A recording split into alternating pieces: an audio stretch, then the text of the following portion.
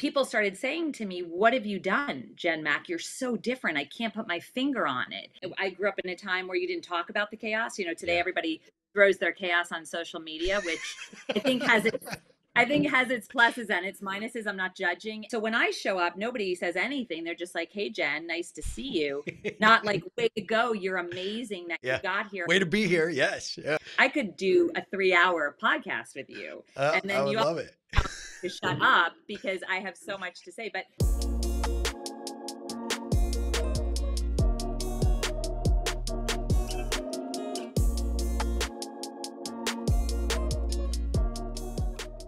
Guys, I'm super excited for this next guest to join us for the Ripple Effect podcast. Jen Mac is someone that I've been following on Twitter or X or whatever we're calling it these days since last year. And I know the algorithm knows what it's doing because it put her in my path because I needed it. Her little shot in the arm of inspiration that she puts out with her posts, her positivity, her unique spin on certain things is just really, it always brings a smile to my face. And so, you know me, I couldn't help but ripple my way to her and let her know how much I appreciated what she was doing in the world, the rippler that she is.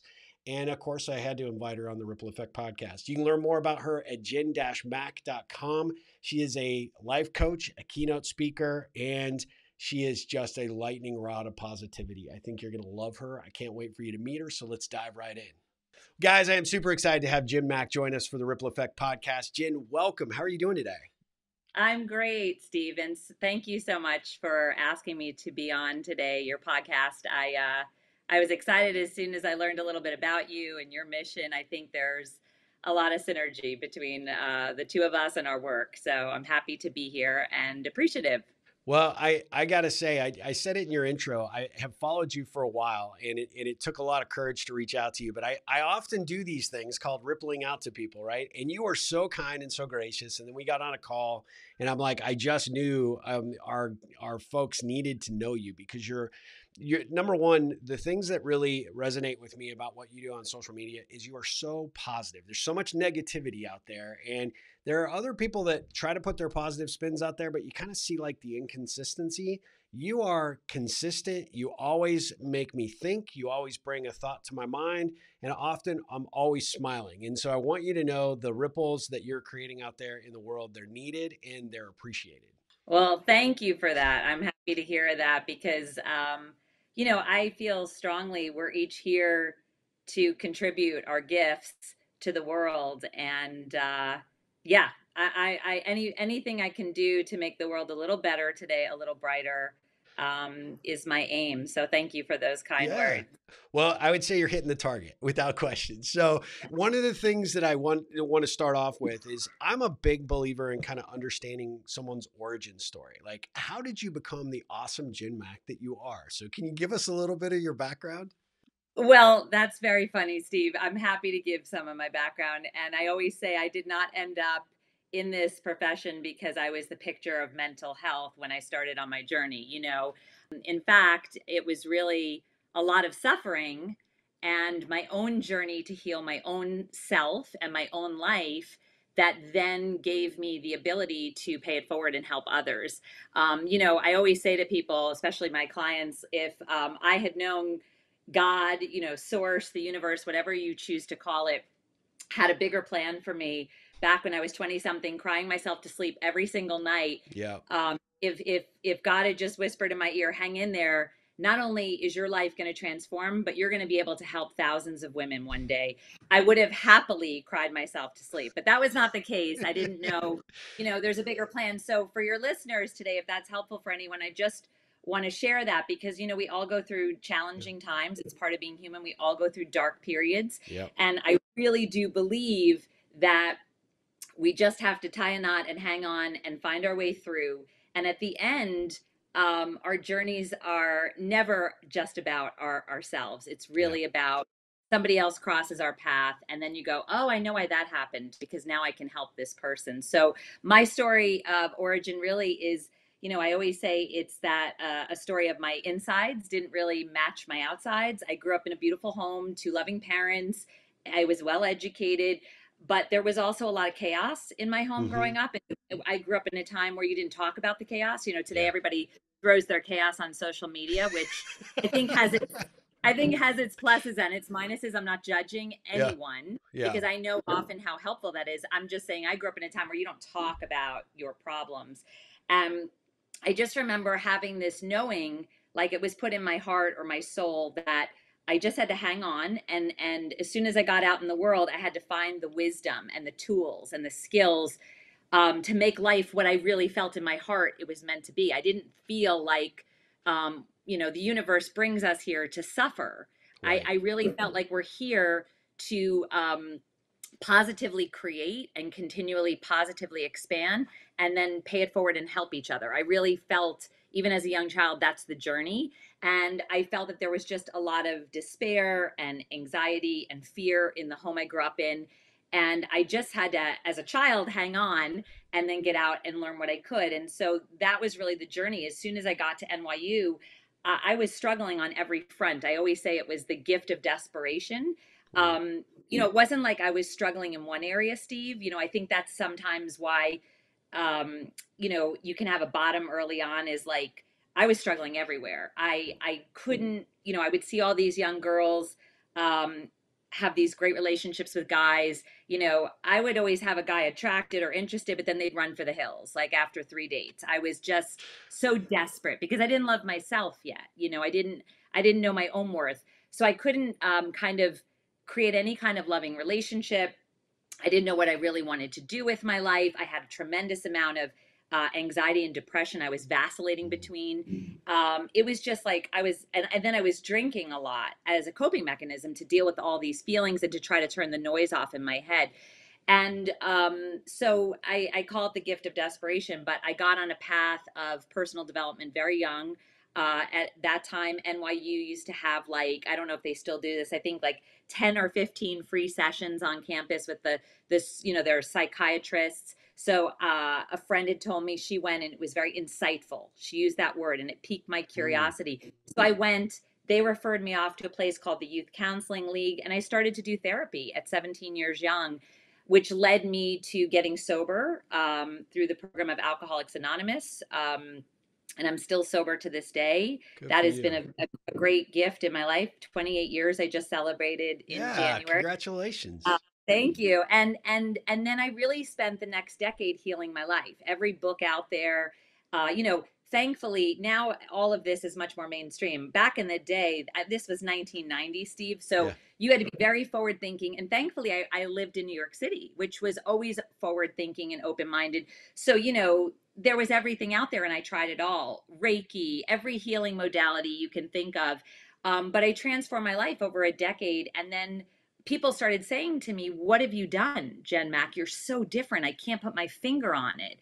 And then they would share with me, because I was vulnerable, what they were struggling with. And then it was like as if the universe was using me, because when I would speak to people, all of a sudden, like a course that I took would pop up, and this voice right here would say, "Tell them to take this course," or a book would pop up, or a phrase, or I'd tell them to get this. So they'd call me later and say, "I just had to follow up. This changed my life. Thank you so much. You need to teach a class, Jen Mack." That's And then I awesome. heard that for like 3 years. And finally I thought, okay, let me give this a go. So I started with three girlfriends. The next Saturday, nine strangers showed up. And, within a month or so, I think Rebecca Mead from, I never can remember if it was the New Yorker or New York Magazine, emailed me saying, "I heard about these classes you're teaching. I'd love to interview you." And I totally panicked and said, "No way." Because, I didn't know what I was doing yet. I was just kind of following this intuition I had to share the wisdom over 10 years that I had acquired with people also seeking. But I took that as a huge God wink that I was Yeah. onto something that was very needed. And then my business just grew word of mouth, and I've been doing it 21 years now. So I feel very, very fortunate. My suffering was not for nothing. I love it. And that probably makes you a better coach, a better teacher, a better mentor, and inspirer in so many ways because you've been there, you've put in the work, but not that other coaches don't, obviously, but at the end of the day, what you are putting in front of the clients you work with is what really you use to heal yourself. And I think that is so amazing. Absolutely. I mean, I think, there's a saying we have in recovery when you're working with people with addiction, and, it's always, what better person to help another addict or alcoholic than an alcoholic or addict who's been in recovery, who Yeah. knows the exact path. And while no two people's paths are exactly ever the same, I think very much that is where my wisdom has come and my confidence in coaching and my success is, I have walked many paths of transformation. I still am walking paths of transportation. Listen to me. Transformation is all the same thing. We're But all going yes, somewhere. yeah. But I'm still on that journey. I'm a voracious learner, Steve. Yep. And I really feel like my soul just always wants to grow and be better and do better. And so I feel that's also what has drawn my clients to me is, there's a saying in the 12-step program, like, there's people who walk the walk and then people who walk the walk and talk the talk. Did I just get that wrong? Yeah. Like there's people that talk the talk, sorry. Yep. And Yep. then there's Yep. people who talk the talk and walk the walk. And I Yep. really do my very best. I'm not perfect by any stretch. No one is, but I really strive each day to wake up and, talk the talk and walk the walk. Yeah. And that is definitely where my coaching comes from, you I know? love that. And it's so you can see it in your face, in your eyes. It pops that this is definitely what you're supposed to be doing. So I'm just so grateful that our paths have crossed because I want to spread your message as far and as wide as we possibly can. I know your focus predominantly centers around women, and you and I talked about this offline. This is a really underserved arena, and women really uh, they often don't get the resources and the necessary services like coaching. Why do you think that is? And for someone out there that might be considering, I definitely need something. What is that about coaching that you want them to think about? Yeah, well, just to take it a step back, just to start, I didn't intend to serve just women. Okay. I opened up and started with wanting to serve men and women, but I could never get enough men together, Steve, for even one group, And so I'd have these like men. So through the years, I do want to, say that I have worked with a few male clients. They're usually my female clients' spouses, and they're like, "You need to work with Jen Mack. I'm going to talk to her." And they twisted my arm, but it was a great experience. Sure. So the only reason I never worked with men was there was never enough to this day to fill a Yeah. group. And I always felt that, to the other point, women, the reason I wanted women to be in groups of only women is women tend to shut down Yep. often in the presence of men. And I wanted women to feel safe and secure and be able to speak their truth so they really could grow. And I think that is the case, and why women are still, I mean, it's changed dramatically in the 21 years since I started coaching. But I think why women are still underserved is, I mean, let's be honest, it's still very much a man's world. Yeah. The last 2000 plus years, we're living in a patriarchal system, and I think it has changed dramatically in an exciting ways. I think, a lot of men understand that when we allow women to be on equal footing, we serve not just women, but ourselves and the whole Yep. planet. And I Yep. think, I think everything we're seeing in the outer world, much of that has to do with the imbalance of the male and the female, the masculine and the Agreed. feminine. Yep. Male is the aggressive macho energy out in the world. We need that. That's productivity. That's aggression. You need some of that. But when you have so much of that and you don't have the female energy, which is surrender, by the way, surrender is not weak. Right. Surrender is power. It's like a magnet. Marianne Williamson talks about this in her first book, A Return to Love. It's like the shavings of a magnet get drawn to the shaving, to the magnet.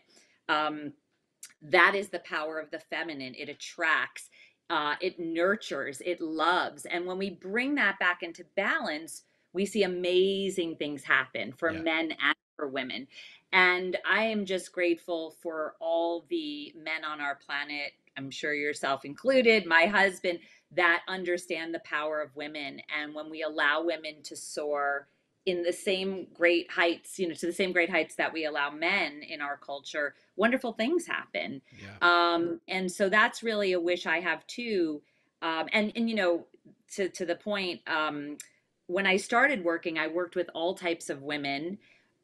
Today, as my work continued, I wanted to make greater impact. So when I looked back at the women I served, when I saw that I served other women like myself that were leaders in some way or doers, just the action takers of the world, this work is action oriented. So you have to take action to Yeah. change your life. Yeah. So when I worked with those women, they moved the needle the most, not only in their own lives, but for everyone in their small corner of the world. So I was like, oh, if I serve women that are doers and action takers, I can make a greater impact, because then everyone in their small corner of the world all around the globe will look to them to want to be better and do better and grow themselves. But it's an interesting thing. I'm bringing this up because women often that I think are clear leaders do not perceive themselves as leaders. And Yeah. I also like to widen the definition from the traditional definition to, if you're a mother and you're listening right now, even if you're not in the workforce, you're a leader. You're leading young children Yeah. lives. If you run a household, you're a leader. If you're volunteering in your community or at the PTA, you're a leader. I've had clients that are clear leaders, like they're CEOs, and they don't even think they're leaders. It's insane though how women often don't perceive themselves as powerful. And I think Yeah. some of that, again, our conditioning and the fear for women to step into that, if that makes sense. It does. And the thing that I find often when I talk to women about a coaching relationship or where they're wanting to go with their career, in fact, I had a conversation this morning, is how quickly they are to dismiss their own needs. And when you actually think about the coaching relationship, the natural pushback that you often get is, oh, sure, when am I going to have time? I have all these other responsibilities that I'm handling, and there is, whether it's the draw from the family, or keeping up with the household, or if they're career driven, trying to just keep up and be able to show that they belong, and that drives me nuts for environments. I mean, we need to get over that, right? At the end of the day, I mean, women need to, men need to recognize there are equals. There is no, variance there. But when I was talking to this person this morning, she said, I just have never thought about it. I said, well, do you go to the gym? Well, yeah, I go to the gym. And, what do you do there to, why do you go to the gym? Right. Well, I'm trying to stay healthy. I'm trying to keep balance. This is part of that self-care that you deserve, right? It's not just for CEOs of Fortune 500 companies. This is for anybody at any phase in their life who needs somebody else that can sort of identify where they are, help them navigate those waters and sort of guide them in the right direction. And the thing I want to point out to my listeners, if you hear Jen speaking, she doesn't say I coach, she says I serve. And that's always my sort of high watermark for an exceptionally great coach, is that they recognize they are helping serve a need. They are a vessel to helping drive, someone's performance or personal, satisfaction, driving, some element of their life. And I love that about you, because you can see it really just ooze from you when you're talking about it, why it's important work for you, why it's so critical. For your perspective, though, what would you say to, that young woman that I was talking to this morning about why you need a coach? It's even more important for you to double down and make that investment in yourself. Yeah, I mean, listen, everyone on the planet could use a coach. That Yeah. is for certain. Yeah. I also want to acknowledge those listeners that are overextended and overwhelmed, rolling their eyes right now, because I get it and I empathize. And I want to just take a step back again to talk about what I had mentioned earlier, Steve, which is conditioning. I talk a lot in my work about cultural conditioning. Yeah. Our conditioning is the way the world or the people that raise us have taught us to look at the world based upon how they see the world. Yeah. It doesn't actually make it true. But women, we have been deeply culturally conditioned to take care of others. And then, if we have some time and energy, maybe we get around to ourselves. So there is often very subconsciously, it's not even verbalized, it's just in the DNA of Yep. our culture. For women, there's a lot of guilt that goes with taking care of ourselves. In fact, I always say this drives me nuts because my husband and I both have small businesses. We have 2 kids.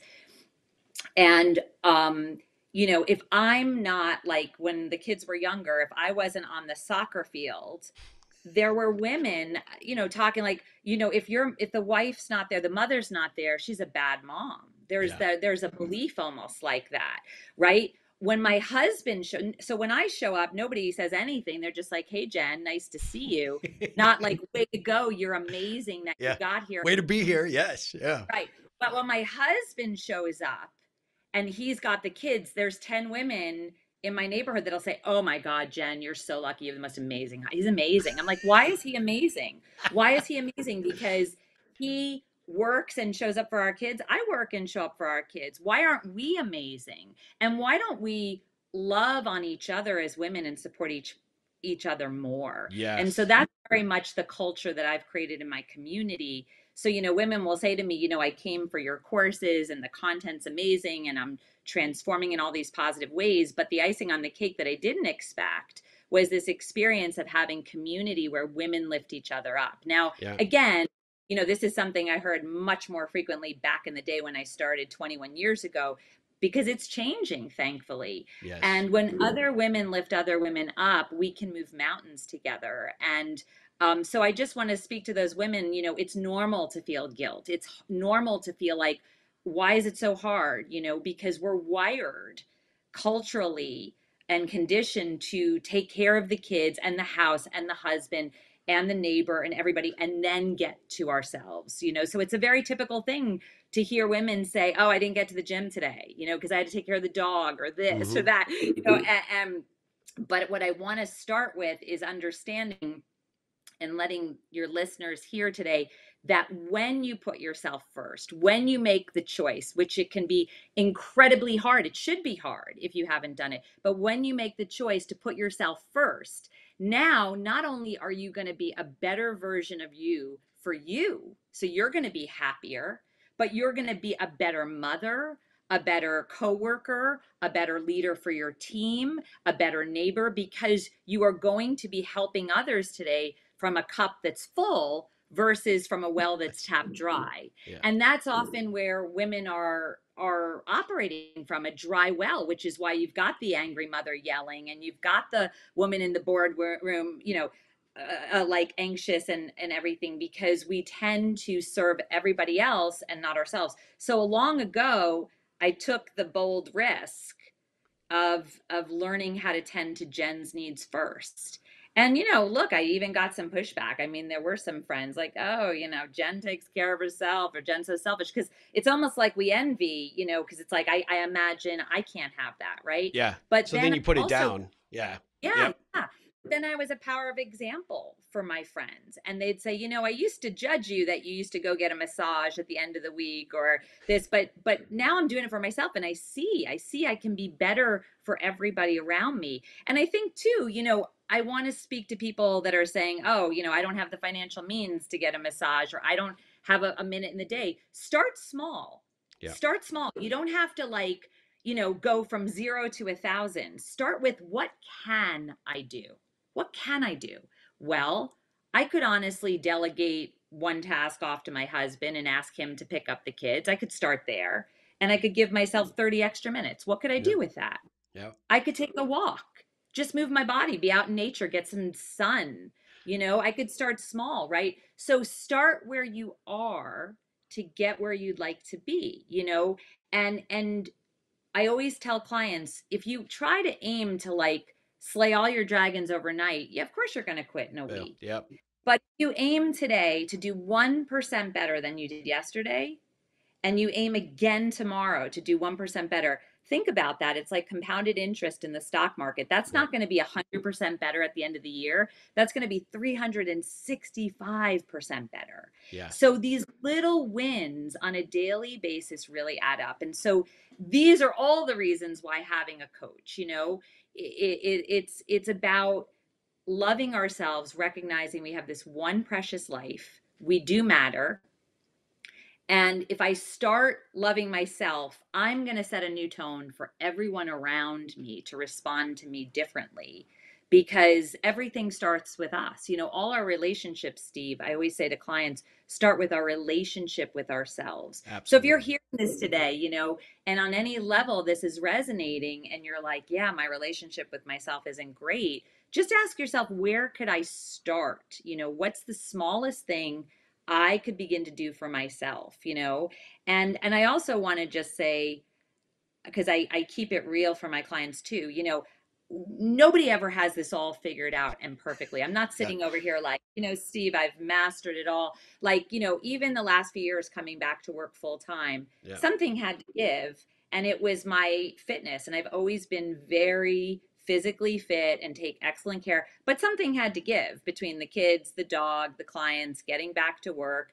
So this year, I've really made that my top priority. That's my 1%. Love it. That's the one thing where it has to happen for Jen, because I want to feel more energy. I want to serve people feeling more happy from a well that's running over versus dry. So, we all have these places and we all know what we need to start with. So, as soon as that light goes off, just say, yeah, I could start there. And what's like, can I 5 minutes, 10 minutes? Anything is better than nothing. Yes. And I last thing I'll just say around this. See, Steve, you're right. I'm so passionate. Like, I joke when I come on this podcast, I could do a 3-hour podcast with you, and I then would you all love it. have to shut up because I have so much to say. But I'm so passionate about, I really do think you have this one precious life, and most of us miss it. Yeah. We miss that this is a gift to be here. There's so much suffering in the world, and so much of it is unnecessary suffering. um so I'm so voracious to teach people how to see things differently and how to learn skills that can make your life easier, better, happier, healthier. So yeah, so we start where we are, and then I'm going to leave it there because I don't even remember what the thing was that I was going I love it. It to. was great. Well, But yes, yeah. the one thing I really want to go back to though, and I think it's really good to make sure that my audience really picks up on this, is we often find ourselves focusing on the things that we can't do, right? So you're already starting from an attitude of lack, right? And sort of what you were saying is, it's like, there's no way I can do these things, or, how great that is for you, but I don't have the time. I don't have the luxury of, whatever. And the reality is that that's where you start, right? For that internal dialogue. What is that 1% that Jen's recommending I look at that I can do? And I guarantee you have it. And, I always tell people, all you need to do is go to your phone and see how much time you spent on social media, right? There you can find your 1% there, right? You can find a little bit of a 5 minute, 10 minute, or whatever to go take that walk, or to shave, something a little bit differently in terms of how you invest your time, by investing in, rather than looking vicariously through other people's lives on social. Figure out how to live vicariously through your own and find that 1%. Maybe it is, getting up a little bit early and going to, going on that walk, or doing some yoga, or, making the trip to the gym. And you don't have to do it every day. And you're not a failure if you don't do it every day. It's, hey, I did it 3 times this week. I mean, that is solid. It's like you coming to say, okay, I've reached this point in my life now that I realize this is the thing that I want to work on.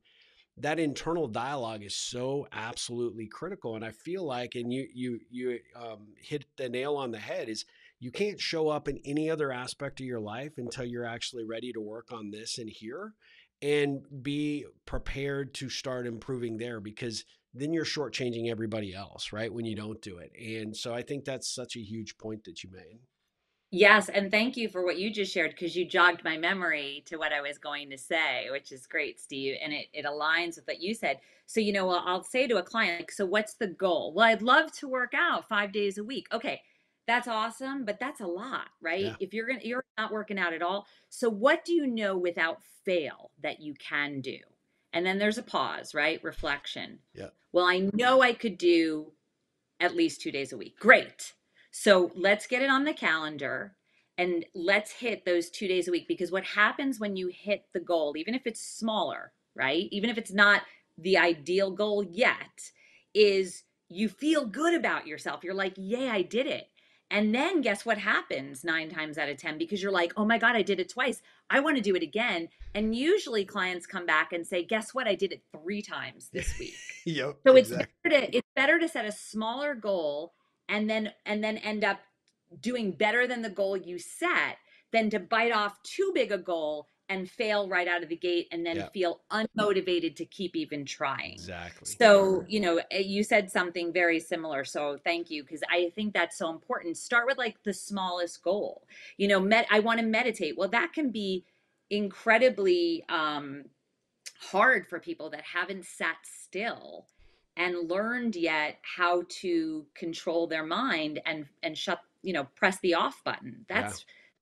So you're not going to sit down and say, well, I'm going to go 30 minutes. You're going to crawl out of your skin, right? Yep. But if you say, all right, I'm going to do 3 minutes, not even five, like I'm going to do, or I'm going to do 120 seconds and I'm just going to close my eyes and get still.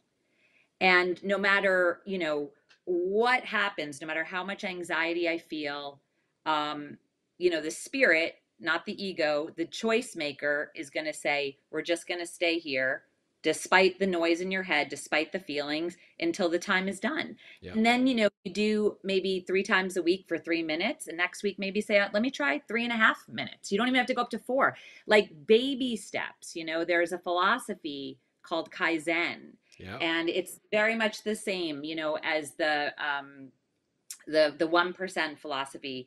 And it has a very interesting history and origin, Kaizen, but I'm not going to go into that because I'll go off a 20-minute tangent and Steve will be like, come on back, Jen. But yeah, it's a great way to really, and if you look at highly successful people in our culture, athletes, people that are, successful in any field, you'll see that they're consistent Yep. and they're hyper focused on one or two things in their life maximum. They're not juggling 6 different goals, Yep. and so, it might feel like nothing, but, starting with the smallest thing and doing your best to be as consistent as possible, trust me, it's like watering a little potted seed. It starts to grow. Yep. And you feel motivated and you feel momentum and you feel excited and you're able to mark progress, tangible progress, and keep going. So I'm all about the small wins. I'm all about starting where you are. And yeah, I think the last thing, what you spoke about too, you have to start by getting still and Yep. getting silent. And that's often the power of a coach too, because you're blocking out time to say, for the next 60 minutes, I'm just going to drown out all the noise in the world, everything around me, and I'm going to really tune into me. Where am I at? What do I need? What do I want? We always know the answer if we just have the willingness to get still and get Yep. silent and listen. Yeah. I love that. I mean, when you're talking about, this approach, it's about the practice. It's not about perfection. And what you'll find is, I was thinking as you were talking about doing that one thing that you can look back on and you can say, look, I did that. I accomplished that. A couple of years ago during pandemic, one of the shows on Netflix that just went crazy because we were all stuck at home was Marie Kondo's organization show, right? And she was, it's kind of, fun to listen to her say, well, does this bring you joy? No, my sock drawer does not bring me joy, but organizing my sock drawer did. And it was that activity. And if I can do it for this drawer, I can do it for the next drawer. And before you know it, I find that I have opportunity to be organized in multiple ways. Right. And I think the thing that it is, whether it is the gym 2 days a week and hey, your stretch goal is 3, right? But 2 is where you can pat yourself on the back and say you did something.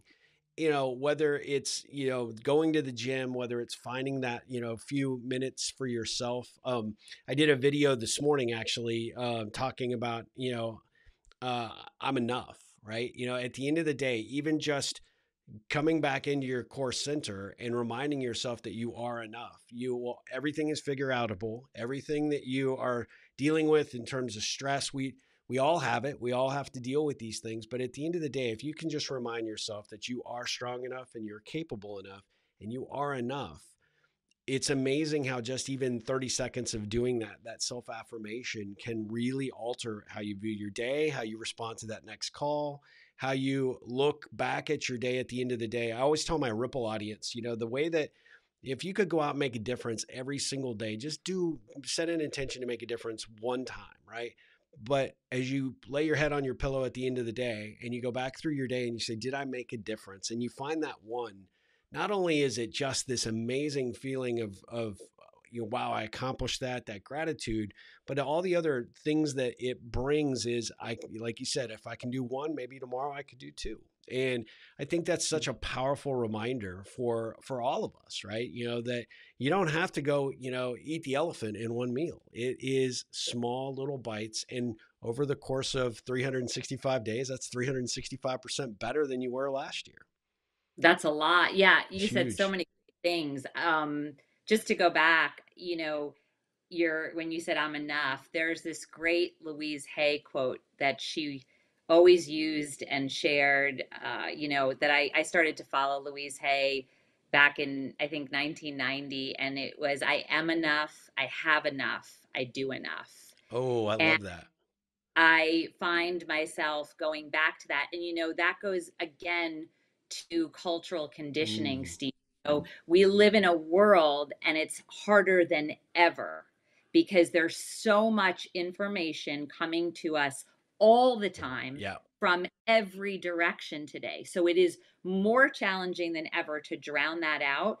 But we live in a time and in a society and a culture where we have been taught and trained and conditioned again to measure our worth Yeah. and our value by how busy we are, right? How productive we are. And so I often find today, the common chit chat, when you run into someone at the supermarket or the football field with your kids or whatever it is, hey, how are you? Oh my God, I'm great. I'm just busy. I'm so busy. I'm so busy. And it's like, and I think that's one of the gifts the pandemic gave us is it was like a hard stop for everyone globally to have to sit still and start to deal with our feelings. And Yeah. and so, just for your listeners today, again, if it's helpful to anyone listening, I want to assure you that you are enough and you have enough and you do enough right now. And you do not need to measure your value, your intrinsic value, by what you are going to do today. Yep. And busier does not equal better. It does not equal more. And it certainly doesn't equal happiness. One of the gifts of starting my business and having grown it in New York City is, it's a city of movers and shakers and very quote unquote successful people, right? Yeah. By Yeah. society's standards again. Well, I learned very early on having clients that had the dream job, had the income, I would see often their unhappiness. And that was such a good lesson for me to recognize that what the world tells us is going to equate happiness does not always equate happiness. No. So, No. even more important, I think, for all of us is to have the courage to create a space each day until we're clear, to drown out all that noise, to learn how to tune in and listen to the inner voice, and to say, Joseph Campbell said, follow your bliss, right? Ask yourself, what is my bliss? Yeah. Even if the world doesn't label that bliss, have the courage to be you and do you. And this is something I think on a lot of levels people would say I'm very good at. And then if I'm being, brutally honest, Steve, I'd say this is something I'm still challenged by. Me too. Um, Yep. yeah, because I really think in a lot of ways I am genuinely happy with my life and my career as it is. But one of the things people are always pushing me to do, and listen, you reached out and said the world needs to know, more people need to know what you do. You're right. I want to serve more people. I want to help more people. At the same time, if I'm being true to Jen Mack, there's a part of me that I don't have the desire to be famous or known. I have the desire to serve my clients and help people. So I struggle a little bit with that, Hmm. you know. I struggle a little bit with the brutality of the world sometimes and the harshness, whether it's on social media or any of that. So, so what I'm sharing is I struggle too with this, but it's having the courage a day at a time to just keep putting one foot in front of the other, and be true to yourself and trust that whatever you're feeling called to, whatever feels good and right to you, that's right where you're supposed to be. Yeah. What a great reminder. I think we absolutely could go 3 hours and then some because I just love hearing you talk and I learned so much. I'm going to have you back for sure for a follow up sequel for this. But, I want to be respectful of your time. I know you have clients to see today, and I certainly appreciate the time that you've given me. And I know my audience is going to just fall in love with you. So that's a foregone conclusion. But I always like to kind of end these. Interviews with a few ripple connection questions. And what I often find is these, what I call ripple connection question is a little bit of insight as to who you are as an individual and just, kind of get a little bit further insight as to who Jen is as the person. And oftentimes it's these things that we hear that are often the connection points that actually start us off and down the road of having a dialogue, a connection, that we can resonate and say, hey, in that interview, you shared this one thing, and I could really resonate with it. So, are you game for a few questions?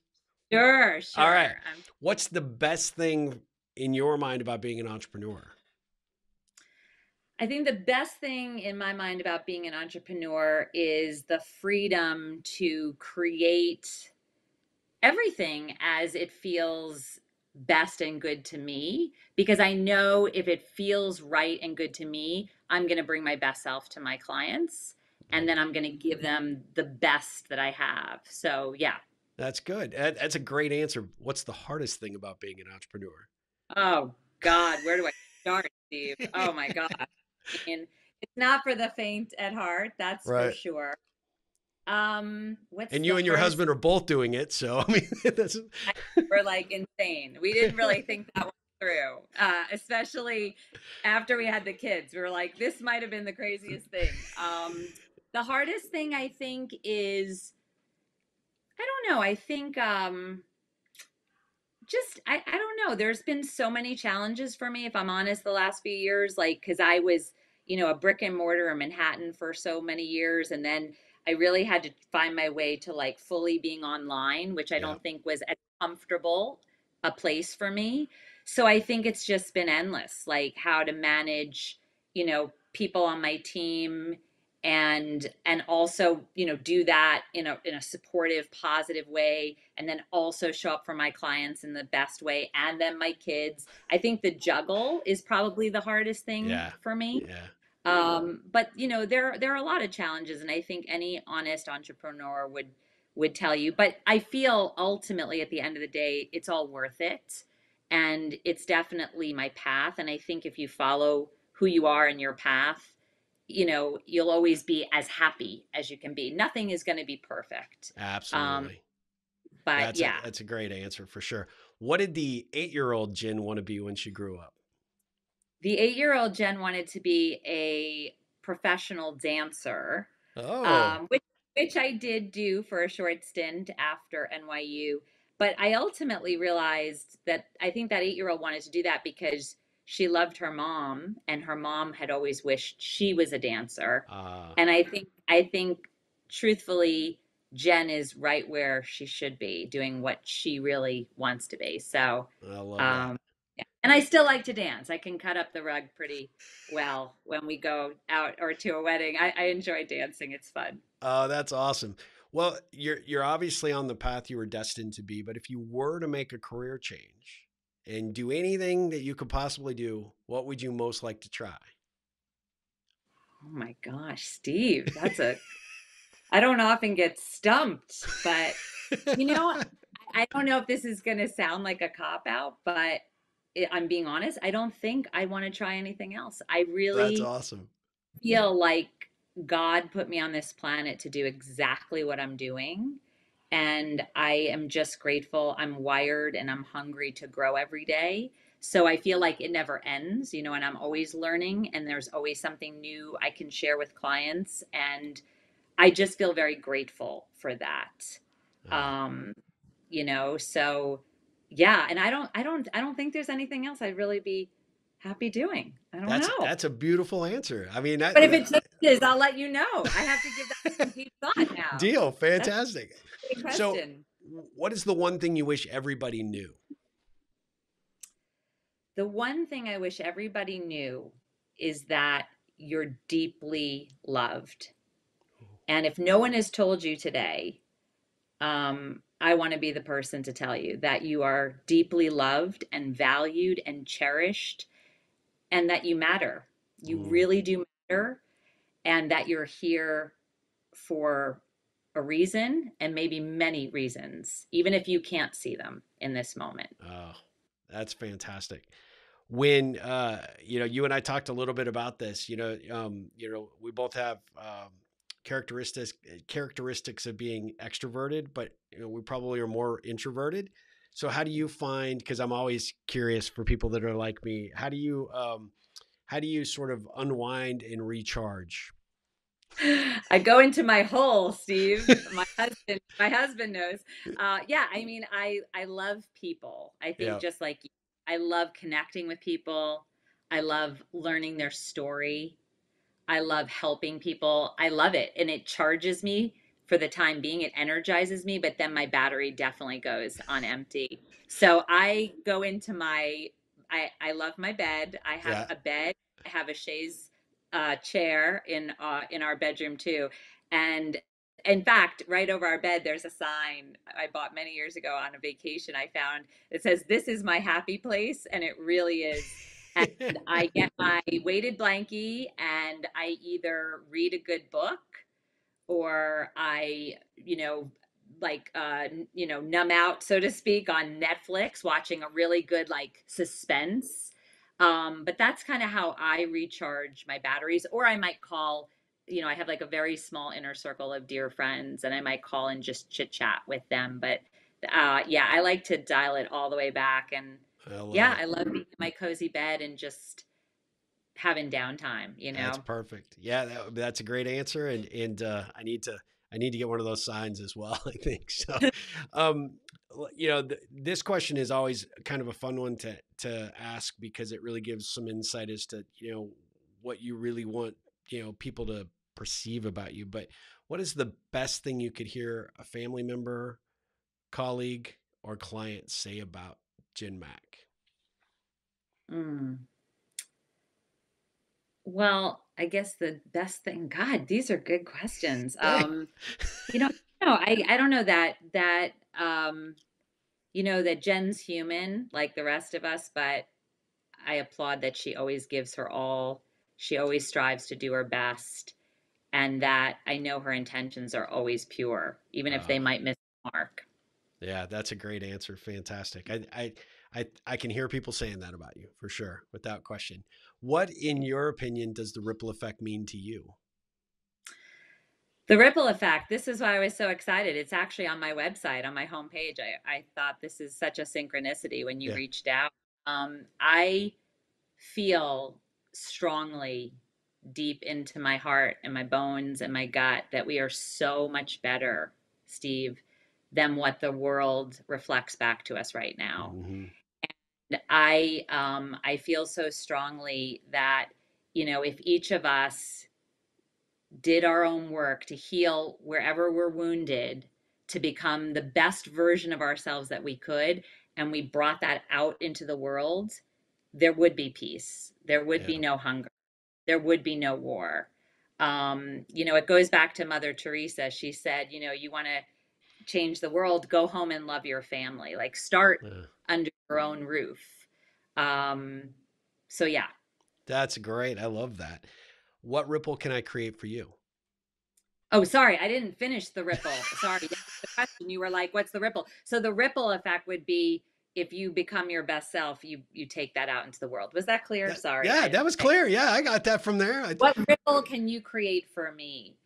Um, I think just I always have faith that everything is happening for a reason. Like there was a reason we connected, there's a reason we're here together today.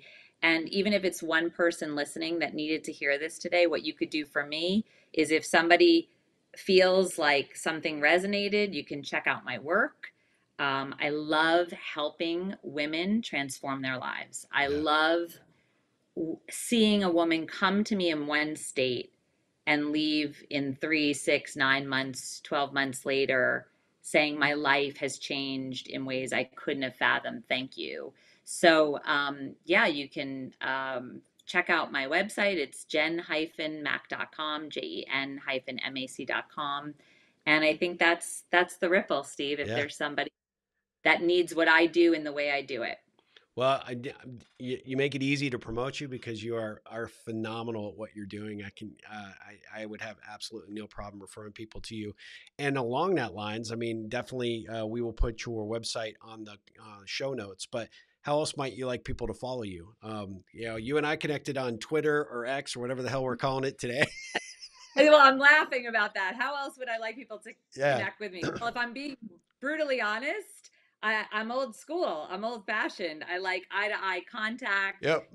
Back in the day when I used to teach in person, every class I would hug every client. I love, Love that. they say we need 8 hugs a day scientifically to maintain, I plateau or something, our normal, not our plateau, our normal, a level of maintenance of health and happiness and well-being. But yeah, I guess social media works too.